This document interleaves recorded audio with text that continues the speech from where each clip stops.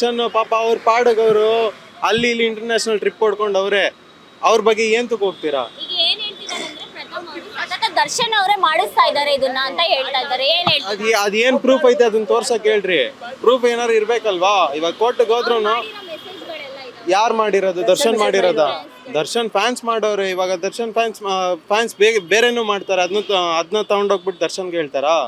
ಇವಾಗ ಇನ್ನೂ ತುಂಬಾ ಜನ ಮಾಡಿರ್ತಾರೆ. ಇವಾಗ ಏನ್ ಇವ್ರ ಫ್ಯಾನ್ಸೇ ಮಾಡ್ತಾರಾ? ತುಂಬಾ ಜನ ಆಕ್ಟರ್ಸ್ ಇದ್ದಾರೆ, ತುಂಬಾ ಜನ ಮಾಡ್ತಾರೆ. ನಾನು ನಿಮ್ಗೊಂದು ಮೆಸೇಜ್ ಮಾಡ್ತೀನಿ, ನೀವು ನನ್ನ ಹಿಡ್ಕೊಂತೀರಾ ದರ್ಶನ ಹಿಡ್ಕೊಂತೀರಾ?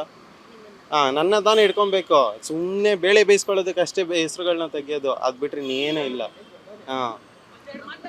ಈಗ ಪ್ರಥಮ್ ಅವರು ಉಪವಾಸ ಮಾಡ್ತಾ ಇದ್ದಾರೆ. ಸೊ ಇದರಿಂದ ನ್ಯಾಯ ಸಿಗ್ಬೇಕು ಅಂತ ಏನ್ ಎಲ್ಲ ಪಬ್ಲಿಸಿಟಿಗೋಸ್ಕರ, ಅವ್ರ ಟ್ರೆಂಡ್ ಆಗೋಕ್ಕೋಸ್ಕರ, ಫಿಲಂ ಪ್ರಮೋಷನ್ ಆಗೋಕ್ಕೋಸ್ಕರ, ಅವ್ರ ಹಿಂದೆ ಇನ್ನೂ ಜನ ಬರ್ಬೇಕನ್ನೋಕ್ಕೋಸ್ಕರ ಆ ಥರ ಎಲ್ಲ ಒಂದು ನಾಟಕ ಮೇಡಮ್.